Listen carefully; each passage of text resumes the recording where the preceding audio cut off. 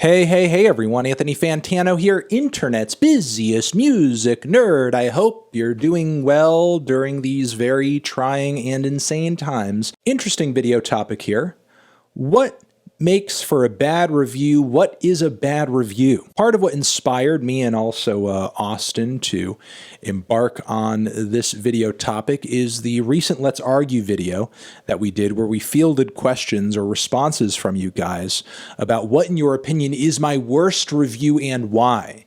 And what we noticed in response to that question is that many of the answers, really most of the answers that you guys gave, were basically just like responses where you disagreed with the opinion of the review, where we thought that there might be some more technical issues that would be brought up in some reviews that you guys might have taken issue with, which there were occasionally, but for the most part, the responses were basically like, I don't like this review because you're wrong. So I thought it might be interesting to come on here and talk about what, in my opinion, makes for a bad review, and little to none of what makes for a bad review, in my opinion, has to do with the actual opinion of the review. But I will get into several different things that, in my opinion, makes for bad reviews and bad reviewing. Here we go. Number one is, and maybe this is the most obvious one, but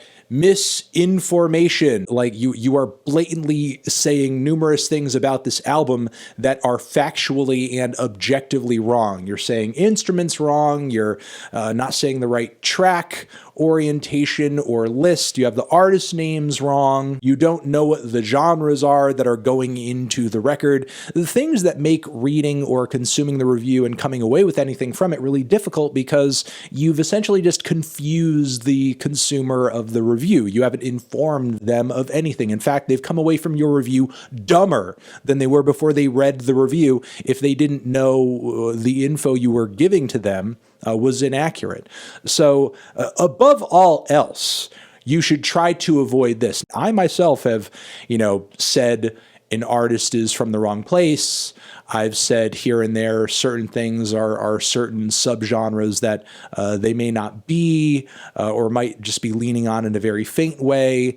In my weekend review, and I'm talking about the House of Balloons review, I didn't understand, nor did many people understand at the time, that the weekend was just basically Abel, and that was pretty much it. The next thing that, in my opinion, makes for a bad review, and this is something that I can say I'm much less guilty of, and that is not caring.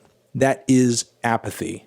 Not really giving a shit about the process or the more creative aspects of doing the review. And unfortunately out there in the music journalism sphere, and look, we can all admit to this, we've all seen this, we've seen pieces and we've seen reviews where frankly it seems like the reviewer doesn't give a shit. And not just because they think the record is bad. An album can be bad, but you can still care about doing the review. Typically before I actually start writing my review, I know whether or not I think the album is good or whether it's horrible. And even when it's horrible, I still have that desire, that drive, maybe even more so because it's bad, for you guys to understand, for you to get why I don't like this. And if you don't have that drive to get the audience to understand through your word choice or through however it is you convey what you do, how it is you feel,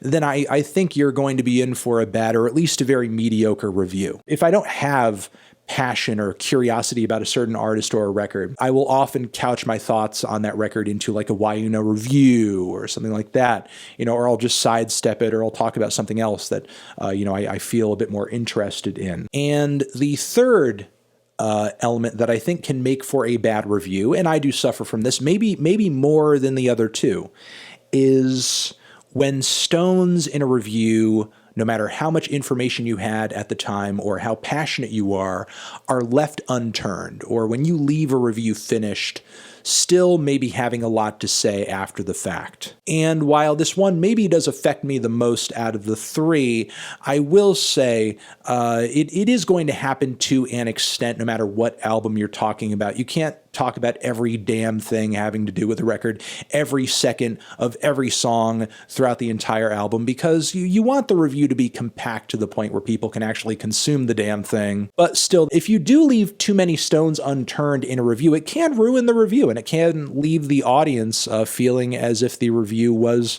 sort of unfulfilling. I know when this issue is at its worst is when I'm getting tons of emails or comments or questions of people saying, hey, I just checked your review for this and I really liked it, but you didn't talk about this track at all, or you didn't talk about this element of the record at all. Yeah, I mean, that can really kind of take people out of the enjoyment or the understanding of the review if you're ignoring and not like addressing these huge fucking artistic elephants in the room. So maybe you could boil this element down of what makes a bad review to not being thorough enough. There are reviews that I will add sentences or add things into after they're pretty much done because, oh yeah, we kind of ignored this characteristic of the record, or, this should be addressed, and, we need to put something else into the review to sort of clarify so people come away with a better understanding of how I feel or, what the record is all about. Make sure to let me know in the comments your thoughts on these issues and what, in your opinion,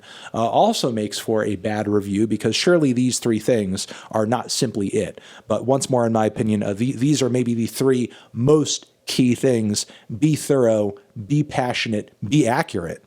I mean, if you guys want reviewing advice, and I do get a lot of questions about, hey, I want to start reviewing. How should I review? What should I care about? What should I focus about? Those are three big fat ass recommendations that I would throw right there in your lap. Be passionate, be accurate, be thorough. Be passionate, be accurate, be thorough. Be passionate, be accurate, be thorough. And if you follow those guidelines, most likely you will be at least on the way to a decent review. You guys are the best. Over here next to my head is another video that you can check out. Hit that up, or the link to subscribe to the channel. Anthony Fantano, bad reviews forever.